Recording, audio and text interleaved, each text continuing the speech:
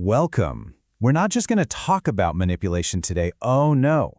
We are conducting a full-on forensic investigation. We're treating the manipulator's mind like a crime scene, and we're going to analyze the psychological weapons they use, weapons that target not just your feelings, but your actual brain biology. Let's get into it.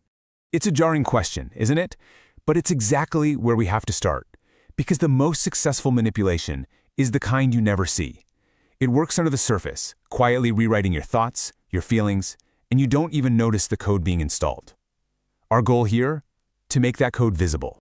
And let's get one thing straight, right from the top. This isn't about being weak. It's not about being too emotional. We are going to look at the hard evidence, the neurological data that proves how certain tactics can physically change your brain.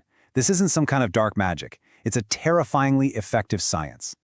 Okay, first, let's analyze the most primal weapon in their playbook. This isn't just about persuasion. This is about creating a biological dependency. The goal here is to turn you into an addict and make themselves the one and only drug. So how do they do it? Think of a slot machine in Vegas. If it paid out every single time, you'd get bored. If it never ever paid out, you'd just walk away. It's the maybe, the unpredictability of that reward that gets you hooked. That's what creates that addictive cycle of hope and desperation. Well, manipulators use that exact same principle on our emotions. Here's the chemical recipe. First, they flood you with attention and affection, a huge rush of dopamine, that feel-good chemical.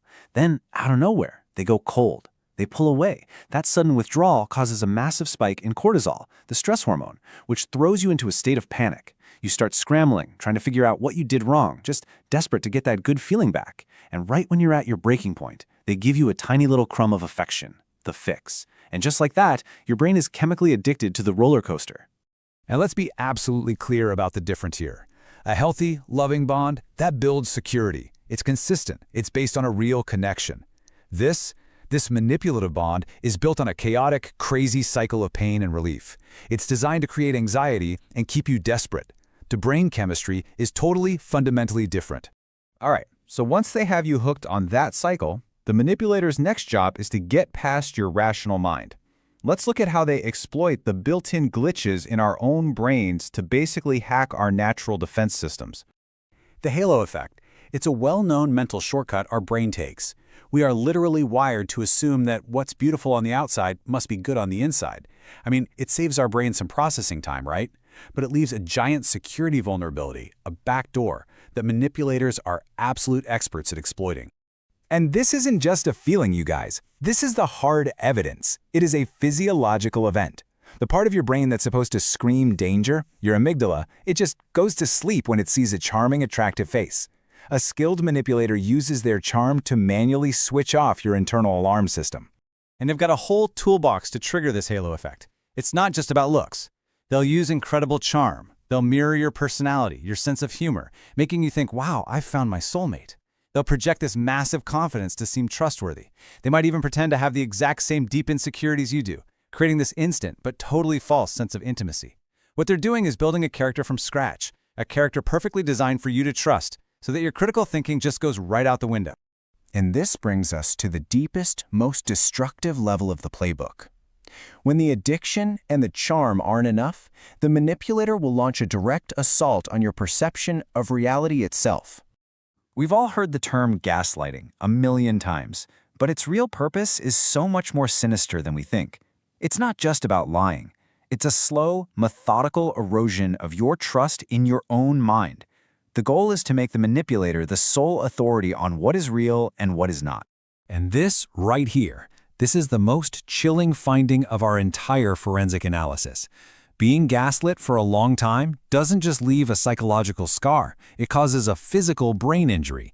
The constant stress, the constant self-doubt, it inflicts measurable physiological damage. So let's look at the brain scan, so to speak. The stress actually shrinks your hippocampus, which is your center for memory and learning. This makes it harder for you to remember things, and the manipulator uses that against you as proof you're crazy. At the same time, it enlarges your amygdala, your fear center, keeping you in a constant state of high alert and anxiety. And on top of all that, it weakens your prefrontal cortex, which just cripples your ability to make sound judgments. The manipulator is literally trapping you inside a brain they've helped to alter. And as if that weren't enough, they use another of our brain's little quirks against us, the Zeigarnik effect. See, our brains are obsessed with finishing things. We need closure. We remember unresolved issues, open loops, way more intensely than things that are finished. So when a manipulator ghosts you or gives you the silent treatment or just refuses to talk about what's wrong, it is a calculated attack. They are intentionally creating an open wound in your mind, and your brain will work overtime 24/7, trying to solve the puzzle, replaying every single moment. They don't even have to be in the room anymore to control you. You're doing it to yourself. Okay, so we've analyzed the playbook. It's dark. But now, let's turn the tables.